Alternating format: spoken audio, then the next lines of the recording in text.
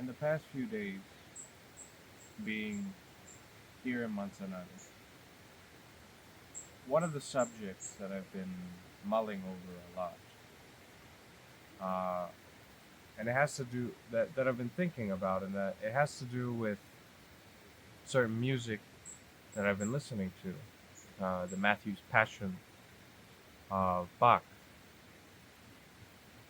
particular part, the Erbarme dich, mein Gott. Excuse the mispronunciation, but there are certain moments in my world that make me wonder, what is it like for a person who is faithful? Or no, just imagining that there is a God and that you see that God in some form before you be snuffed out, killed, ended. What would be the reaction of a person, or of a person of particular faith? What is the reaction to seeing your creator destroyed before you? And for me, I have a certain situation like that in my world where the way it goes is that at a certain point in the history of my world, a man, a not like us entirely, another species of man from a very different world, from different circumstances, not a Homo sapiens like us, a Homo potens,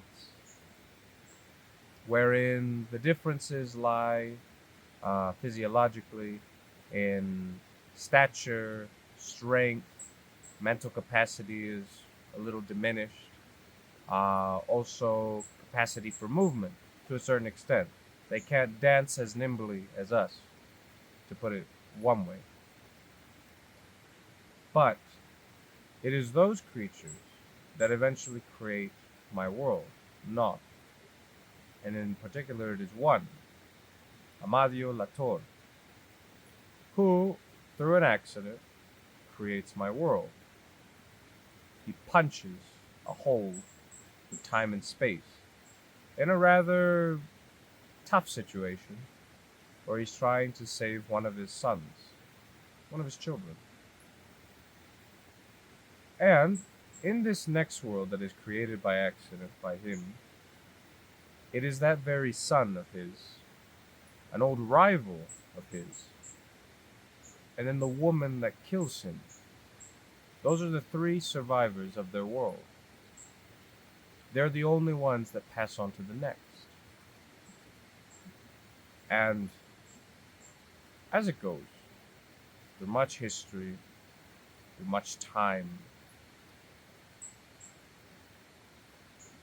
that character, the old rival of his, whose name is Alphonse Quijio, through many means becomes considered a god by a certain species called the Bizalites, or the Bizali.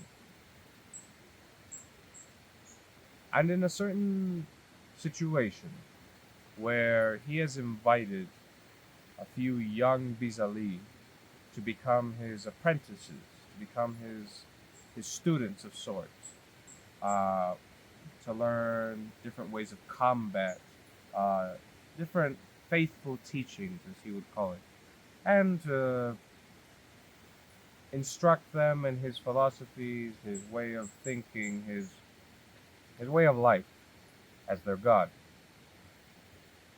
He, through a lot of mistakes, through a bit of his lunacy, when these tykes, when these younglings are with him, he gets attacked. He has a fight with a certain character called Michael Obriet, known as the Phoenix, or as No Fist.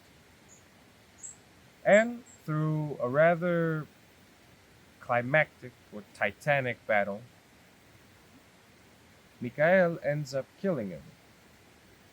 And of those tykes that were with him, almost all of them end up perishing in the midst of their great battle, with the very few who survive heavily injured, covered in lacerations, broken arms, broken bones of all kinds.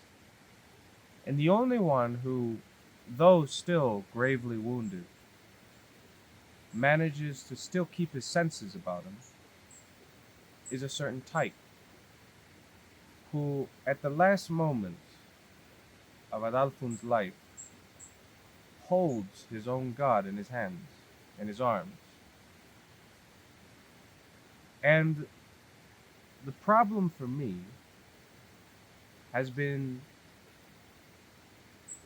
how does a mortal creature take the fact that something that he considered immortal, something he considered divine, with such faith and with such veracity, have that snuffed out before him? I imagine it's something akin to the pain of parents losing their children, or children losing their parents while very young, ending up orphans.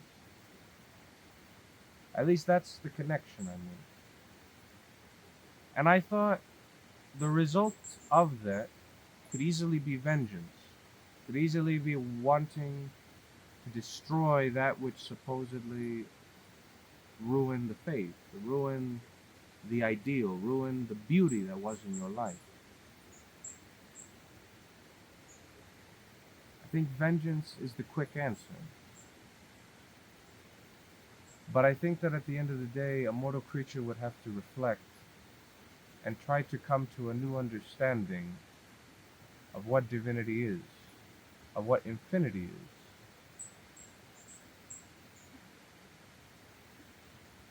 But in the end, I think there would be some scars that, whether or not you had that reflection, would never heal, and would lead you to give some sort of sacrifice, to try to, through certain means, rebirth divinity. I think to myself, what was it like for the first men and women when Prometheus was put on the cliff? What was their reaction to seeing that?